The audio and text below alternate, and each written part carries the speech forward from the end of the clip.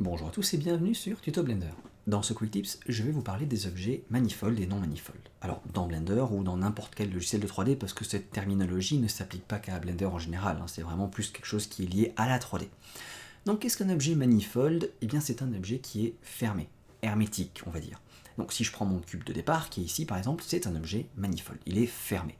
Il me suffirait juste de rentrer en mode édition, de me mettre en sélection par face et de ne supprimer ne serait-ce qu'une seule face pour le transformer en objet non manifold. Alors attention, c'est pas parce qu'un objet a un creux comme ça dedans que c'est un objet non manifold. Si je reprends toutes les faces de mon cube ici et que je les extrude avec E, alors je vais faire rentrer directement, j'ai pas envie de les déplacer. Enfin, si j'ai envie de déplacer mes faces, mais je vais faire Alt S pour les déplacer selon leur normale. Maintenant, je viens typiquement juste de donner de l'épaisseur à chacune de mes faces. Et donc si je fais Alt Z, voilà à quoi ressemble un peu l'objet que je viens de faire. C'est toujours une boîte ouverte un peu comme on avait tout à l'heure, mais maintenant cet objet est manifold. Donc Alt Z pour me mettre ça, ça veut dire que je viens de donner justement de l'épaisseur à chacune de mes faces. Donc si mon objet a de l'épaisseur partout, en tout point, eh bien c'est un objet qui sera manifold. Si tout est lié, tout est fermé et a de l'épaisseur partout, c'est un objet manifold. Alors que si à un seul endroit, même une toute petite partie, il y avait une épaisseur qui serait infinitésimalement fine, donc constituée que d'une face par exemple, sans avoir une deuxième face pour créer l'épaisseur, fermer le tout, eh bien ce serait un objet non manifold. Alors je peux vérifier que cet objet est manifold en partie si j'utilise donc ici un overlay qui s'appelle Face Orientation, et là je vois que mon cube s'est entièrement transformé en bleu. Alors je rappelle que l'outil, l'overlay Face Orientation me montre le type de normal que j'ai sur chacune de mes faces. Donc je rappelle encore une fois que chaque face en 3D, pas que dans Blender, n'importe où, a deux côtés. Une face, ça a deux côtés. Et lorsqu'on fait de la 3D, on considère qu'il y a une face qui a un côté, donc qui a une normale positive, et l'autre côté de la face qui est donc la normale négative. Généralement, on essaie de s'organiser de manière à ce que dans nos rendus, eh bien, on montre que les faces positives à notre caméra, parce que le logiciel de 3D, lui, n'a pas vraiment besoin de calculer la face négative de chacune des faces, le côté négatif de chacune des faces. Donc, cet outil nous permet de vérifier que là, j'ai toutes les faces positives, tous les côtés positifs de mes faces qui sont visibles à l'écran. Si je rentrais en mode édition et que je venais supprimer ne serait-ce qu'une face ici, eh bien je verrais du rouge parce que cette fois-ci je vois l'arrière de la face extérieure qui est ici. Et donc forcément à cette partie, cet endroit de mon objet, eh bien l'épaisseur de mon objet est maintenant infinitésimalement petit parce que ce n'est plus que l'épaisseur d'une face. Qu'est-ce que l'épaisseur d'une face C'est 0. Donc là mon objet devient non manifold. Donc pourquoi est-ce que c'est important d'avoir des objets qui soient manifolds? Alors, premièrement, c'est pas important de tout le temps avoir des objets manifolds. Là, dans vos rendus 3D, si vous faites juste une image fixe, on s'en fiche, vous n'allez pas vérifier un par un que chacun de vos objets soit manifold. Il ne faut pas que toutes les feuilles de vos arbres aient une épaisseur forcément. On peut très bien se débrouiller avec juste des faces simples, avec un plan alpha, etc. Bref. Là où ça va être important, c'est dans certains cas spécifiques, comme par exemple lorsque vous allez faire de l'impression 3D. Là, le logiciel a vraiment besoin de connaître le volume de votre objet. Il ne faut pas qu'à un certain endroit de votre objet, il n'y ait pas d'épaisseur. Ça ne marchera pas lorsque vous ferez votre impression. Ou alors vous risquez d'avoir des bugs, etc. Un autre cas, par exemple, c'est lorsque vous faites de la simulation.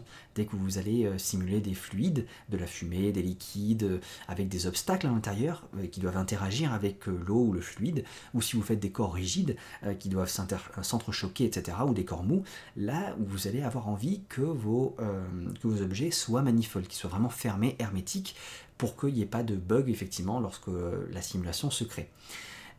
Donc ce sont vraiment ces cas spécifiques-là qui vont déterminer si oui ou non vous voulez vérifier que vos objets soient manifolds. Dans certains cas aussi, lorsque vous exportez les mèches d'un logiciel à l'autre, c'est plus trop le cas aujourd'hui, mais je me souviens qu'à l'époque, il fallait faire attention à ce que nos mèches soient manifolds pour que l'import-export se passe correctement en fait. Donc, je vais vous montrer que maintenant que cette méthode que je vous ai montrée avec l'overlay en Face Orientation est pas 100% fiable non plus. Si je viens supprimer, donc je repasse en mode objet et je supprime ce cube, je vais rajouter maintenant une primitive par défaut très intéressante, c'est la tête de singe, donc qu'on appelle Suzanne dans Blender, qui nous montre, alors j'ai toujours l'overlay d'activer, vous voyez en bleu, qui nous montre que toutes les faces de ma Suzanne ici sont bien bleues, signifiant que je vois une normale positive partout sur Suzanne. Mais montrer une normale positive partout sur Suzanne ne peut pas forcément m'indiquer si l'objet est bien fermé ou non. Oui, parce qu'il y a un cas, une probabilité que, par exemple, si je viens sélectionner cette face, je peux faire le raccourci CTRL-L qui me permet de sélectionner toute la géométrie qui est liée à ma sélection. Donc là, ça vient sélectionner l'ensemble de ma tête, sauf les deux yeux qui restent désélectionnés. Parce que si je fais G et que je déplace ma tête, je vois que mes yeux ne sont pas accrochés à leur orbite. C'est vraiment, il y a deux trous pour les orbites et c'est deux mèches qui sont des mèches séparées pour en faire les yeux. Alors ça reste un seul et même objet, mais dans l'objet, il y a différents groupes de mèches. Et tout n'est pas relié entre eux, tout n'est pas complètement fermé. Et ça en fait un objet qui du coup n'est pas hermétique et donc n'est pas manifold. Alors que, eh bien, en vue objet, lorsque la tête était bien placée, on voyait que du bleu partout, hein, lorsque la tête était bien placée. Et on aurait pu être trompé par cet overlay qui est ici. D'où le Quick Tips d'aujourd'hui, donc ce que je voulais vous montrer. Alors, pour faire ça, je vais peut-être faire des CTRL Z jusqu'à ce que ma tête revienne en place. Je vais vous montrer un add-on. Alors je vais faire Edit, je vais entrer en Preferences et dans l'onglet Add-on, je vais chercher ici 3D et je vais venir cocher Mesh 3D-Print Toolbox qui est là. Alors c'est un add-on qui fait partie de Blender, vous n'avez pas besoin d'aller chercher sur internet, télécharger quoi que ce soit, etc.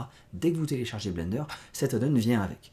Comme plein d'autres add-ons en fait, c'est juste que Blender désactive la plupart des add-ons avec lesquels il est livré, tout simplement parce que si tous ces add-ons étaient activés, les temps de chargement lorsque vous ouvrez Blender seraient démultipliés en fait, ça prendrait beaucoup plus de temps à charger. Or, tous ces add-ons ne sont pas forcément utiles pour tout le monde, tout le temps, etc. Donc, ils font partie de Blender. Vous pouvez les activer si vous en avez besoin, mais par défaut, ils sont désactivés pour optimiser l'ouverture de Blender. Maintenant qu'on a activé cet add-on, je peux fermer cette fenêtre et en mode objet, lorsque vous avez un objet de sélectionner, bien sûr, il faut avoir un objet de sélectionné, vous allez cliquer sur la touche N pour faire apparaître le menu de droite qui est ici, et vous aurez un nouvel onglet qui s'appelle 3D-Print, et lorsque vous allez dessus, vous allez avoir plein de petites options qui vont vous aider pour, justement, c'est pour de l'impression 3D, donc ça va vous donner des informations dont on n'a pas forcément besoin là dans cette vidéo, comme l'épaisseur de l'objet, etc. Nous, ce qui nous intéresse, c'est de savoir si l'objet est bien solide. Et donc s'il est manifold, s'il est bien...